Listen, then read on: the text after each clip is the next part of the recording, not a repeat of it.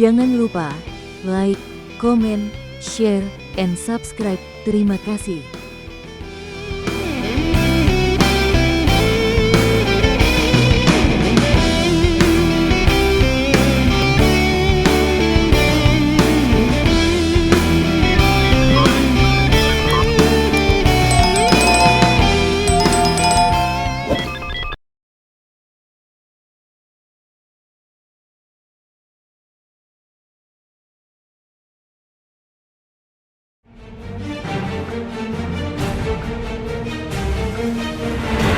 Agar bisa menguasai dunia, Dajjal memerlukan beberapa hal yang harus ia kuasai: kekuatan militer, sistem ekonomi, dan media informasi.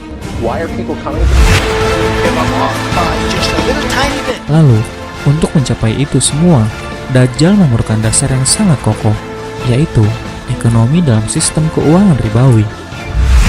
The current monetary system came into being, or was formally established, when the Second World War was coming to an end in the Bretton Woods Conference in upstate New York.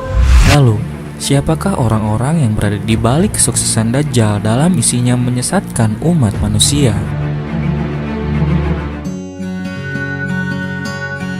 Assalamualaikum sahabat, bagaimana keadaan kalian hari ini? Kami doakan semoga sehat selalu.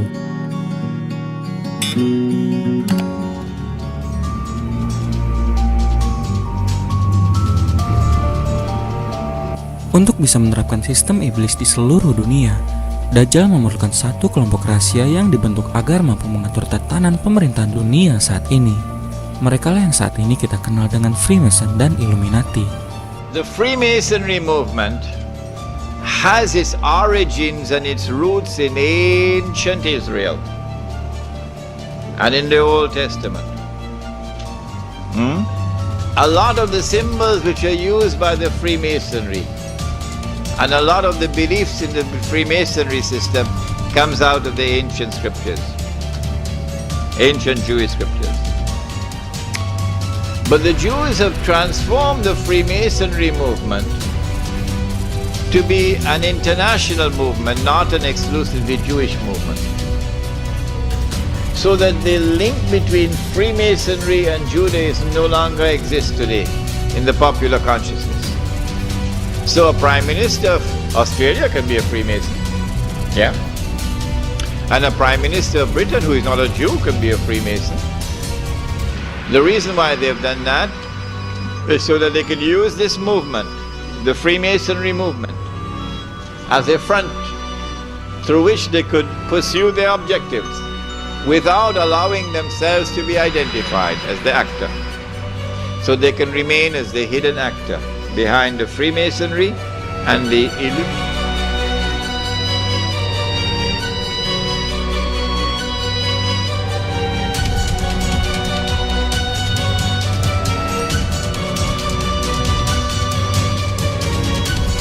Kita tengok hari ini, untuk mereka menjayakan agenda mereka, tentu kita kaitkan tadi Freemason dengan Illuminati dan penyembah-penyembah syaitan.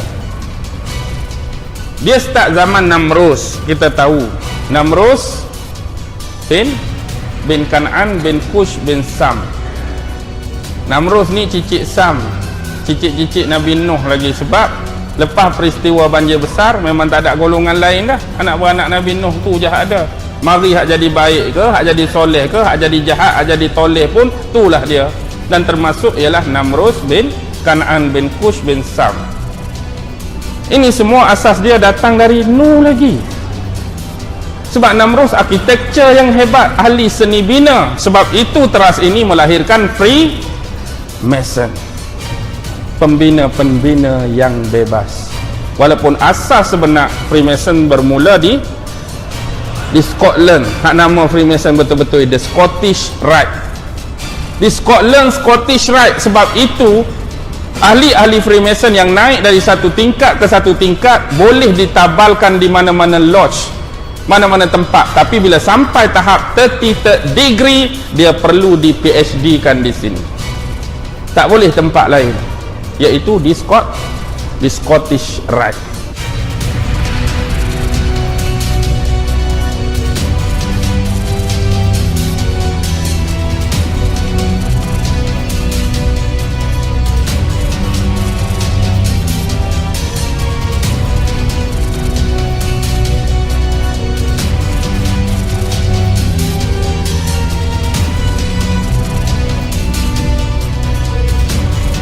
20 years after Jerusalem was taken, the Dome of the Rock was seized by a group of warrior monks calling themselves the Knights of the Temple of Solomon, or more simply, the Knights Templars.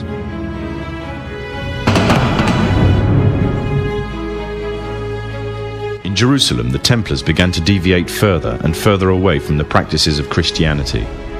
They learnt the secret arts of the Kabbalah, an ancient form of Jewish magic, along with its dark rites and rituals. The Jews had learnt the arts from the pagans of ancient Egypt during the times of enslavement to the Pharaoh, and developed them into Babylon at the time of Nebuchadnezzar. In 1307, King Philippe of France arrested them for charges of denial of Christ, homosexuality, and idol worship, as well as magic.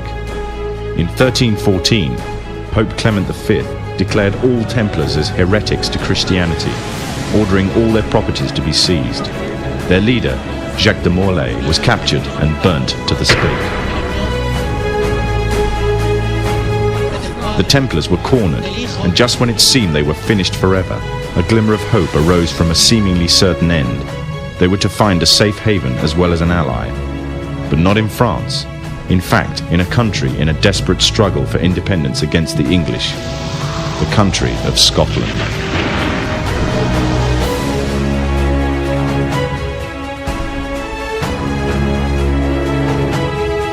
The Templars had brought themselves back from the brink of destruction, and never again would they allow themselves to be destroyed. This time, they would control the country by controlling its kings, and in order to preserve their secret order, the Templars would have to die, or more precisely, the name would have to die.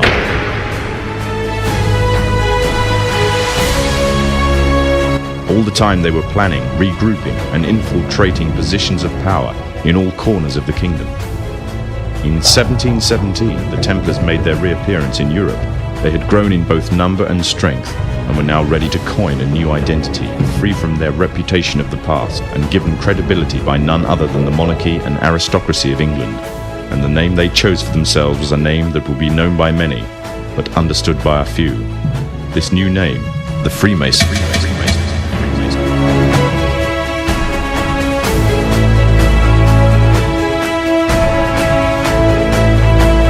The Freemasons were not content with power in Britain alone. Their ambitions were far greater. In the years to come, the world would witness Europe and America being plagued by wars and revolutions, each more devastating than the other. However, these would not be as commonly believed, the spontaneous effects of a downtrodden people, but in fact schemes created by the exclusive few, driven by hunger for absolute power. All this would take place from the very country from which they had fled centuries earlier, and would come with a base for their global domination.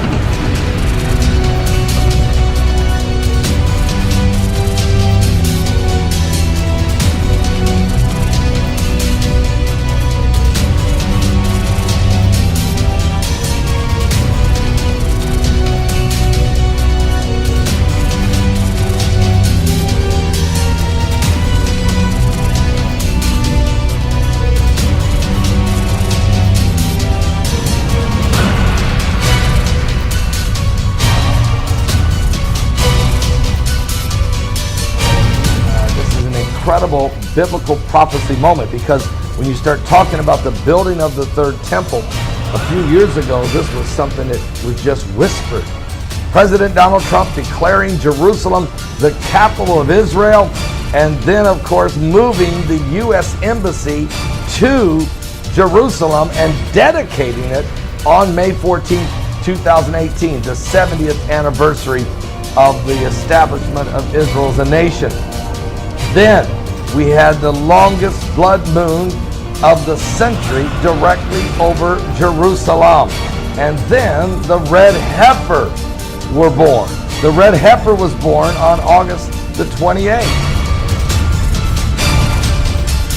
Masih banyak topik yang akan kita bahas. Silakan subscribe channel kami agar kita bisa lebih dekat dan bersama membahas berbagai topik menarik lainnya.